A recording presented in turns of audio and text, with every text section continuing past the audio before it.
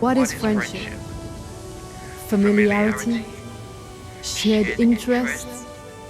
We spend all our lives searching for companionship, oxytocin, the feeling of love, comfort.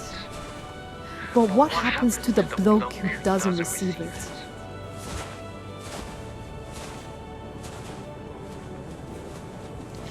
We spend our whole lives searching for that feeling. Some call it love, some call it the divine. Without it, who are we really? Shells of misery and past mistakes growing darker with each passing moment.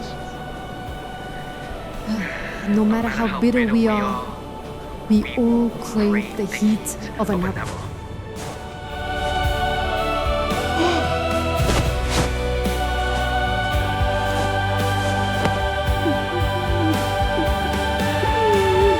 I got you.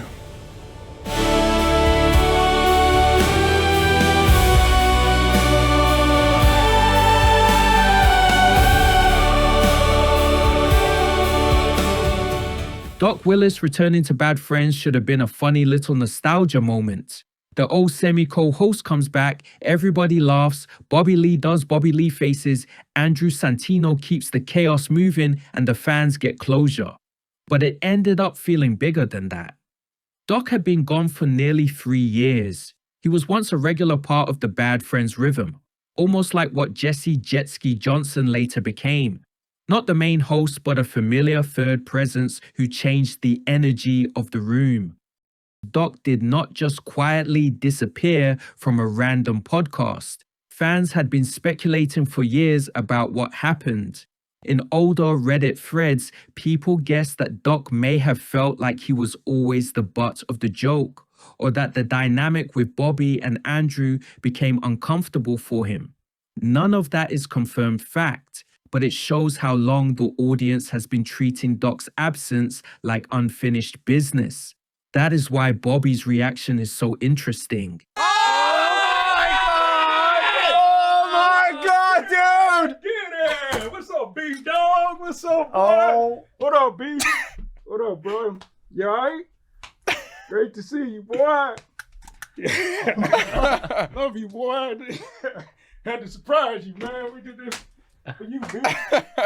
Oh, yeah. I see you the other day. Everything good? Man, see what's going on, man. Boy, don't give me that fist bump shit. Keep it real. How you feeling, bro? How you doing? It's so good to see you, man. Hell yeah. Look at you. You see? You see? Hey, that's what I'm talking about. Take a seat, Big D. Ladies and gentlemen of the Bad Friends universe, the one and the only Doc Willis returns to the Bad Friends show. Hell yeah. Come to say what's up to y'all. Y'all good? Disclosure day. Hey, man, what's up, Tino? My man Doc is back in the building. It's been a long time. Do we have a count on the last time he was on the show of how many episodes ago it was? It was over. It's early 100s. It's got to be a year and a half or 2 years now. More? 3 years. Almost 3 years. Summer of 22. Summer of 22. So that, oh my God, we're coming up on our 4th year. Yeah. Doc Willis returns to the Bad Friends show. Bobby is in awe, and for the dead air replacement, people that don't know and that are not watching, Man. he is holding his face. He's crying because we've surprised him with bringing Doc back to the show. Oh, and he's getting emotional. Hey, man. They say they're yellow, but he turned red. He's turning very red. Fucking. When Doc walks back in, Bobby gets emotional, he cries, he holds his face, he looks genuinely overwhelmed, and later Bobby apologizes. Man, I just want to say, it's good to see you. Great to see you too, bro. You know, I have a deep history with you. Right. You know, we've known each other for a very long time. Facts. And, you know, I've just missed you, and thank you so much for coming back on. My dream is that we could eventually, slow start, get to where we were once were. You know what I mean? Where you're popping in and out, right? Mm-hmm. Eventually, that we could go on tour. You and I and Doc could do the tour with us, go all over the world. And that's my dream. I think for me, it's like, you know, I want a redemption story as well. And I want to give him the appreciation that he deserves. He was a vital part of our show. I feel like I fucked it up. And I apologize to you. To be fair, Doc also makes it clear that Bobby had already been forgiven. They had spoken through texts. They had talked outside the improv. Doc did not come back to reopen the wound. He came back to give peace to the fans and to show that the relationship was not dead.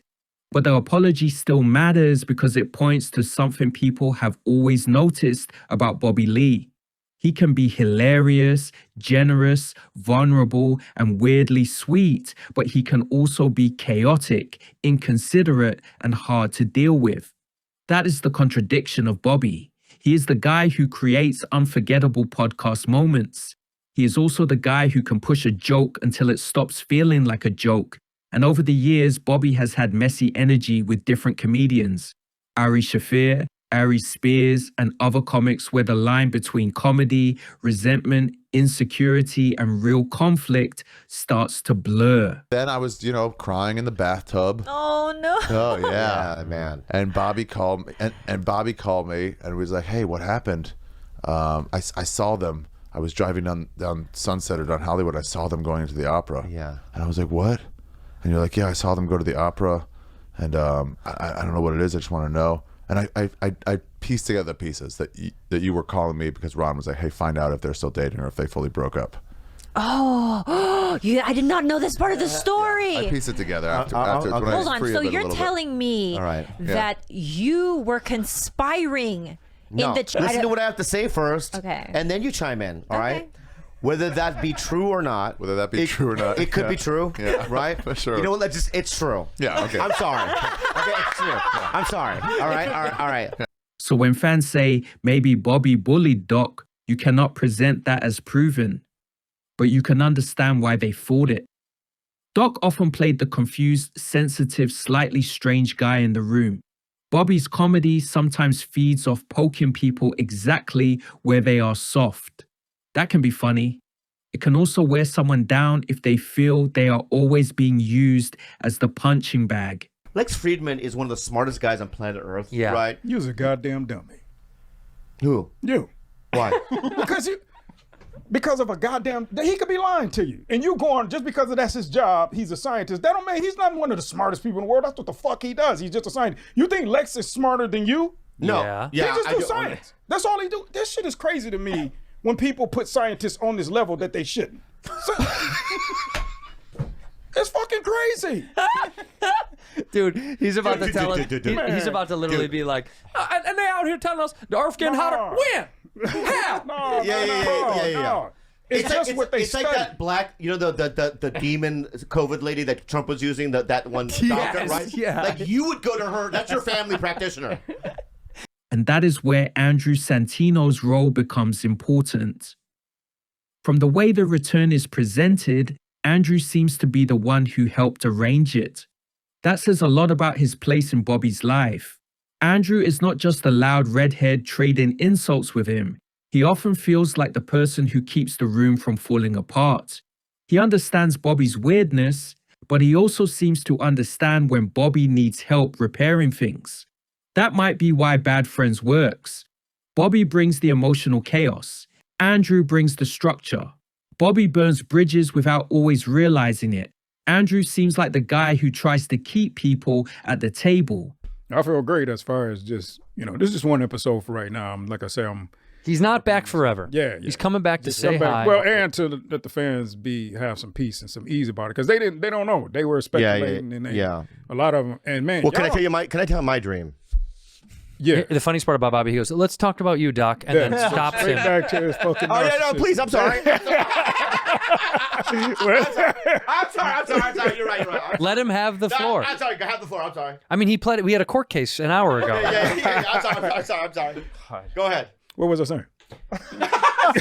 I'll tell you, you were saying how the fans when you departed. Man, y'all have no fucking clue. But you don't know based on the opposite side of where I was on. I had people stop me walking in the streets of New York. Like, going, hey, man, go back to Bad Friends. I'm like, are you fucking? I go to the grocery store, they stop me. I go to every fucking where. It's always somebody. I'm just like, fuck. And so it was like, That's why I kept telling y'all, I'm going to do this episode. I got to come back and just make sure. And then because he already know he's been forgiven because we already texted and we saw each other. And we talked in front of the improv. So he already knows that. Yeah. But it's it's mostly for him and the fans and all of us. It's like there's this camaraderie we have. And we have it even when we see each other on the streets and go places like we did the SOH and VSA shit. And we just, there's this thing that goes beyond podcasts and goes beyond. So I just wanted to let the fans remind y'all that that's what it's about. Doc's return also hits differently because he does not come back broken. He comes back healthier. He talks about being diagnosed with type 2 diabetes, getting his A1C down, cutting junk food and sugar, stopping drinking, fasting, changing his diet, walking, and trying to live more presently. He talks about kidney and liver scares, colonoscopy results, and the embarrassment of being told he was obese in front of a medical student. So I go there and he basically just called me fat to my face. I've never heard a doctor even, you know what I'm saying? Like the doctor. Hold on. You walked, did you get on a scale? Yeah. Wait, You did he do say that it when you first go in. He said that before you went on the scale? No, he said it right after that. Okay. But he didn't say fat. So let me explain. He had one of the baddest female students I've ever seen. And he was like, is it cool if we just do this exam in front of you? And I was like, shit, I'll do this shit naked. I don't give a fuck. She was beautiful, bro. So Asian, I was like, white, what was it? Asian, Indian. Yeah, so, and like, Yeah, it just said doctor. Yeah. Oh, Indian, Doctor. for sure. Yeah, doctor. Well, it could be Asian. Asian, Indian is Asian. That's right. Yeah. Okay. And she was like, just like really, really, I said, damn, she's pretty. I said, okay, yeah. So he does all that stuff, looks at everything. And then he says, everything looks good so far. You look well and everything's okay. And then he looked at her and he said, but however, you see right here on the computer, he said, we got to move the cursor over here and click obese. And I go, what the fuck? And then I go, what the fuck you mean? And he was like, because your BMI is too high. And I said, you just going to say that right in front of the bitch? Like, it was embarrassing. I was like, not to call her bitch, sorry. Yeah. That part of the episode gives the reunion a different weight. Doc did not just leave the podcast. He went away and had to deal with himself. His body forced him to change. His health forced him to grow up. And then, on the other side, there is Bobby, still having his own old patterns dragged back into public conversation. Recently, Kalila has spoken about Bobby again on Trash Tuesday, with clips and commentary circulating around claims that he may have cheated while they were dating. This is not quite as similar, but finding out you were cheated on after... I'm friends with some of my exes. One of them is Bobby. But then you hear, once you've gone through the breakup and it's years afterwards, and then you walk memory lane down together and you're like, hey, remember this time so-and-so, or they talk about a story. And then they talk about a girl and it wasn't you. But then the timeline is when you guys were together. This has happened at least like 6 times in my life. What? And you're like, wait a second. When did you say you fucked Valerie on that lawn? And they're like, oh, it was this time and this time. I was like, we were, but I never say, but we were together because it doesn't matter anymore.